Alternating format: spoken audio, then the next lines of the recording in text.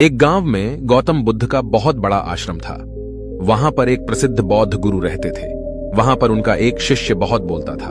वह हर समय इधर उधर की बातें करता था। जब वह दान लेने के लिए जाता तो हर घर से एक नई कहानी लेकर आता और आश्रम के दूसरे शिष्यों को सुनाता था। एक शिष्य की दूसरे से बुराई करता, चुगली करता और दूसरों के सामने अच्छा बनने का प्रयास करता। खुद के मुंह से ही खुद की तारीफ करता रहता और हमेशा ही खुद को गुरु के सामने सबसे बुद्धिमान और उत्तम साबित करने का प्रयास करता।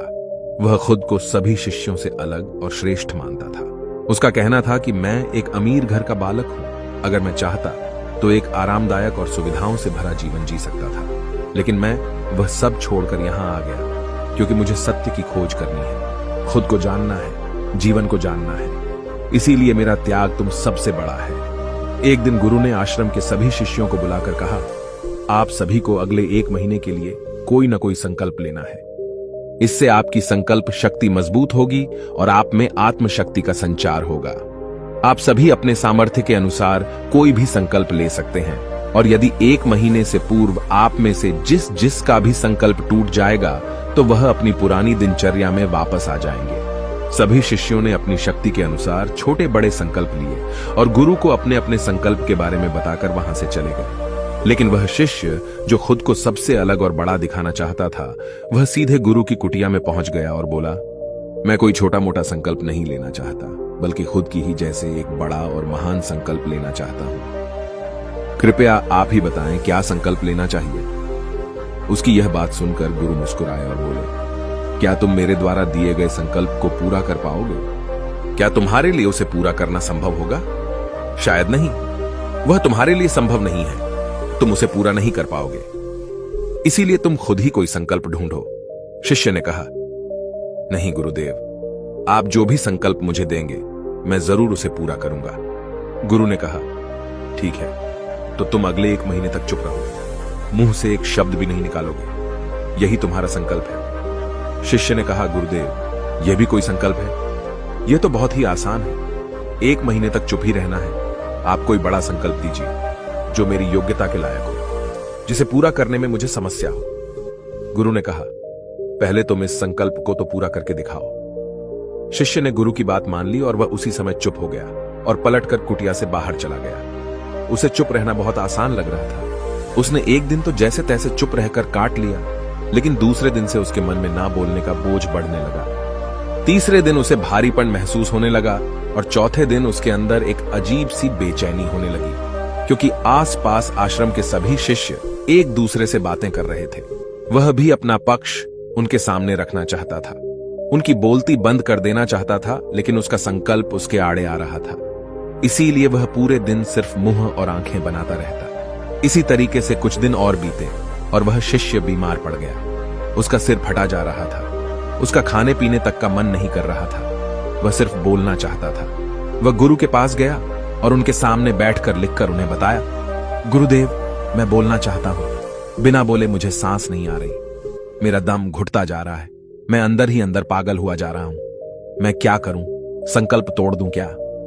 यह पढ़कर गुरु मुस्कुराए और बोले, संकल्प तो तोड़ने के लिए ही होते हैं, लेकिन जो अपने संकल्प को पूरा कर लेता है वही अपनी आंतरिक शक्ति को बढ़ाता है, और जो अपनी आंतरिक शक्ति को बढ़ा लेता है वह समाज और जागृति की राह पर आगे बढ़ जाता है। संकल्प का लेना भी तुम्हारे हाथ में था और इसे तोड़ना भी तुम्हारे ही हाथ में है। तुम्हारे बहुत से भाई अपने संकल्प को तोड़कर अपनी पुरानी दिनचर्या पर वापस आ चुके हैं। अगर तुमसे नहीं हो पा रहा तो तुम भी संकल्प तोड़कर अपनी पुरानी दिनचर्या पर वापस जा सकते हो। लेकिन याद रहे, अगर आज तुम इस छोटे से संकल्प को नहीं संभाल पा रहे तो तुम अपनी बाकी की पूरी जिंदगी को कैसे संभाल सकोगे? बाकी फैसला पूरी तरह से तुम्हारे हाथों में है। गुरु की यह बात उस शिष्य के दिल में चोट कर गई। वह बिना कुछ बोले वहां से वापस चला गया और खुद को अपनी कुटिया में बंद कर लिया। वह केवल अपने जरूरी कामों के लिए ही कुटिया से बाहर निकलता, बाकी सारे समय कुटिया के अंदर ही बैठा रहता। 15 दिन बीत चुके थे और आश्रम के लगभग सभी शिष्यों का संकल्प अब तक टूट चुका था, लेकिन उसका संकल्प अभी भी जारी था। संकल्प लेने के बाद से अब तक उसने एक शब्द भी नहीं बोला था। सारा आश्रम हैरान था कि इतना बोलने वाला इंसान चुप कैसे हो गया। 15 दिन बीतने के बाद वह दोबारा अपने गुरु के पास गया और लिखकर बताया है, गुरुदेव, मैं बाहर से तो चुप हूं, लेकिन मेरे भीतर बहुत सी आवाजें हैं, बहुत सी चीख पुकार और शिकायतें हैं। मैं अंदर ही अंदर बात करता रहता हूं। मेरा मन तरह तरह के प्रश्न पूछता रहता है। मैं बाहर से जितना मौन हूं, भीतर से उतने ही शोर शराबे से भरा हुआ हूं। क्या इस तरह से मेरा संकल्प अभी भी जारी है? गुरु ने कहा, हां, तुम्हारा संकल्प अभी भी जारी है, लेकिन जब तक लोगों की यह आवाजें तुम्हारे कानों में पड़ती रहेंगी, तुम्हारा मन बोलता रहेगा, क्योंकि इसे तो आदत है बोलने की। तुम भले ही बाहर से चुप रहो, लेकिन तुम अंदर ही अंदर बोलते रहोगे। तुम्हें इन बातों से, इन आवाजों से दूर जाना पड़ेगा। शिष्य गुरु को प्रणाम कर वहां से चला जाता है और सुबह होते ही अपनी कुटिया छोड़कर जंगल की तरफ चला जाता है। कई दिन बीत जाते हैं, संकल्प का समय भी पूरा हो जाता है, लेकिन शिष्य लौटकर नहीं आया।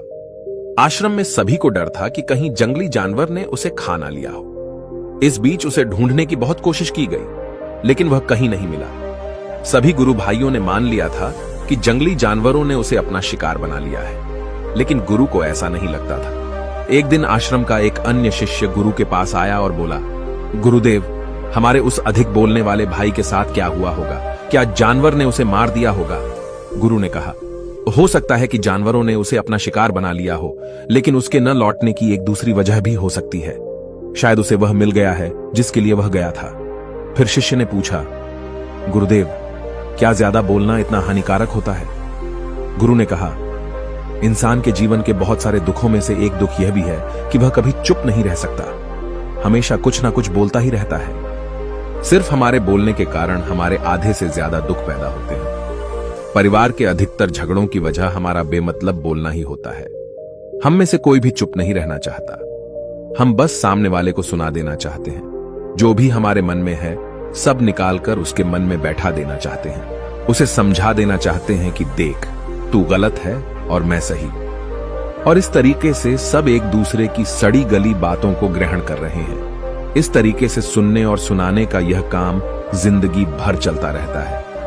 लेकिन इस नासमझी में हम अपना समय, अपना जीवन, अपनी समझ और सबसे महत्वपूर्ण व कीमती पल जो जिए जा सकते हैं, जिनको अनुभव किया जा सकता है, जिनमें आनंद को प्राप्त किया जा सकता है, यह सब खो देते हैं। लेकिन इसके बदले हमें मिलता क्या है?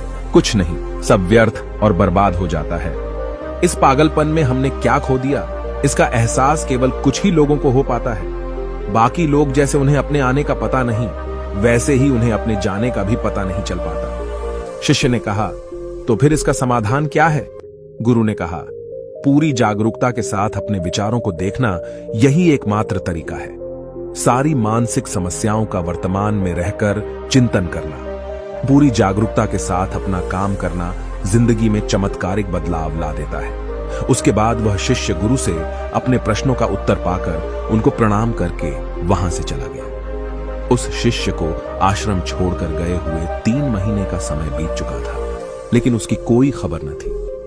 अब तक तो सभी गुरु भाइयों ने भी उसके वापस लौटने की उम्मीद छोड़ दी थी, लेकिन एक दिन वह आश्रम लौट आता है।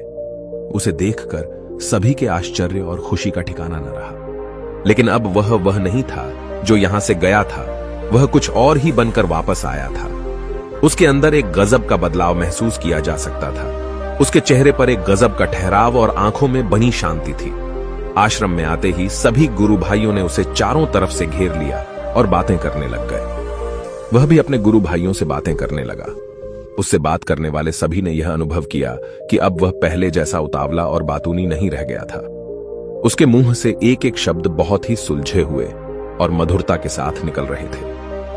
थोड़ी देर तक गुरु भाइयों से बात करने के बाद वह सीधा गुरु की तरफ चला गया। उसने गुरु के चरण छुए और कहा, गुरुदेव, क्या मैं अब भी मौन हूं?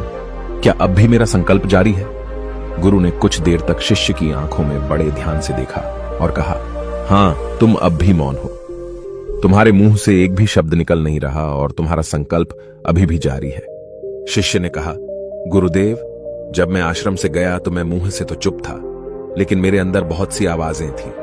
मन में बहुत से प्रश्न थे और वह बंद नहीं हो रहे थे, तो मैं जंगल में चला गया, इस उम्मीद से कि वहां मुझे शांति मिलेगी और मेरे मन की बकबक कम हो जाएगी।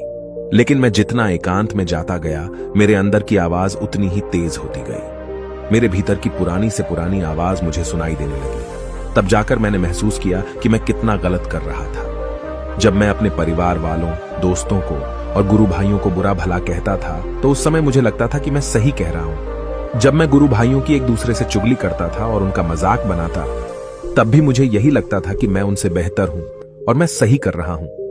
लेकिन उस दिन मैंने पहली बार महसूस किया कि मैं कितना गलत बोलता था। काफी दिनों तक ये आवाजें, ये शिकायतें मेरे अंदर चलती रहीं, लेकिन धीरे धीरे करके एक दिन ये सारी आवाजें मेरे अंदर से समाप्त हो गई। अब मैं भीतर से भी मौन हो गया। उस घने जंगल में बाहर से कोई बोलने वाला था नहीं और भीतर कोई आवाज बची ही नहीं थी, और मैं उस दिन पहली बार मौन का सही अर्थ समझा। मेरे चारों तरफ बहुत शांति थी। हालांकि अभी भी कुछ आवाजें आ रही थीं जो पहले भी आती थीं, लेकिन मैं उन्हें सुन नहीं पाता था। पर अब वह सभी आवाजें मुझे स्पष्ट रूप से सुनाई दे रही थीं। हवा के चलने की आवाज, चिड़ियों के चहकने की आवाज और पानी के बहने की आवाज। ये सभी आवाजें मैंने पहली बार पूरे होशपूर्वक सुनी। अपने चारों तरफ इतनी शांति मैंने पहले कभी महसूस नहीं की थी। तो इस शांति को भंग करने के लिए मैंने पहली बार अपने मुंह से कोई शब्द निकाला। मैं चिल्लाया, हे ईश्वर, ये कैसी शांति है? सभी कुछ इतना शांत क्यों है? ऐसा क्या हो गया? लेकिन मेरे चिल्लाने के बाद भी शांति भंग नहीं हुई। सब कुछ पहले जितना ही शांत था, बाहर भी और भीतर भी। हे गुरुदेव, मैंने अपने गुरु भाइयों से बात की, मैंने आपसे बात की। मैं बोल रहा हूं, मैं चल रहा हूं, मैं सब कुछ देख रहा हूं, लेकिन मैं अपने भीतर एकदम एकांत में हूं, मौन में हूं। भीड़ में होता हूं तब भी भीतर से अकेला एकांत में होता हूं। जब मैं खुद में भी शोर करना चाहता हूं तब भी एकांत में ही होता हूं। अब सब दिखाई पड़ने लगा है, सब सुनाई पड़ने लगा है। गुरु ने कहा, जब तक हम बाहर की तरफ बोलते रहेंगे, भीतर अशांति ही रहेगी। लेकिन जिस दिन हम भीतर की तरफ मुड़ जाएंगे, तब हमारे मुंह से कुछ भी निकलेगा, हम शांत ही रहेंगे। दुनिया में जितनी भी बुराइयां हैं, ज्यादातर हमारे बोलने से ही उत्पन्न होती है, क्योंकि हम चुप रहना नहीं चाहते। हम जितनी जरूरत है उससे कहीं ज्यादा बोलते हैं। हम सामने वाले को सुनना नहीं चाहते, बल्कि उसकी बोलती बंद कर देना चाहते हैं। उसे समझा देना चाहते हैं कि मैं कौन हूं, मैं क्या कर सकता हूं, और यही हमारी जिंदगी का मकसद बनकर रह जाता है। हमारी सारी ऊर्जा व्यर्थ के बोलने में बर्बाद होती रहती है। ऐसे ही समाज में लोगों का जीवन दुखों से भर जाता है, जो हमेशा एक दूसरे को सुनाने में लगे रहते हैं। कभी एक दूसरे को सुनना नहीं चाहते, समझना नहीं चाहते, और चुप रहना तो उन्होंने कभी सीखा ही नहीं, क्योंकि चुप रहना उन्हें छोटा महसूस करवाता है। दुनिया की सभी लड़ाइयों का कारण हमारा बोलना ही है। इसलिए हमें सिर्फ उतना ही बोलना चाहिए जितना जरूरी हो, क्योंकि व्यर्थ का बोलना ऊर्जा को नष्ट करना है, और यह बोलना ही हमें कभी अपने भीतर की ओर लौटने नहीं देता, क्योंकि यह हमें बाहर की ओर खींचकर रखता है, और बाहर है ही क्या इस संसार के अलावा। लेकिन अगर अपने भीतर के संसार की ओर मोड़ना है तो इस मुंह को बंद ही रखना चाहिए। इसीलिए जितने भी बुद्ध हुए, आत्मज्ञानी हुए, वह सभी एकांत की ओर भागे, ताकि उन्हें ज्यादा न बोलना पड़े, ज्यादा सुनना न पड़े। वह एकांत में रहे और शांत रहे, इसीलिए आसानी से भीतर की यात्रा कर पाए। लेकिन अगर कोई चाहे तो इस संसार में रहकर भी एकांत में रह सकता है, शांत रह सकता है, लेकिन इसके लिए उन्हें अपनी ऊर्जा बचानी होगी, जिसे वह अब तक अपने व्यर्थ के शब्दों में बर्बाद कर रहे थे। दोस्तों, इस कहानी की सीख यही है कि व्यर्थ का बोलना ऊर्जा को नष्ट करना है। ज्यादा और व्यर्थ बोलना ही हमें अपने भीतर की ओर लौटने नहीं देता, क्योंकि यह हमें बाहर की ओर झुकाए रखता है, और जिन्हें भीतर की यात्रा करनी है उन्हें अपने मुंह को बंद ही रखना चाहिए। मुझे उम्मीद है कि आपको यह कहानी पसंद आई होगी और काफी कुछ सीखने को मिला होगा। कहानी के बारे में अपने विचार आप हमें नीचे कमेंट बॉक्स में कमेंट करके बता सकते हैं। जाने से पहले वीडियो को लाइक करें और चैनल को सब्सक्राइब जरूर करें। नमो बुद्धाय।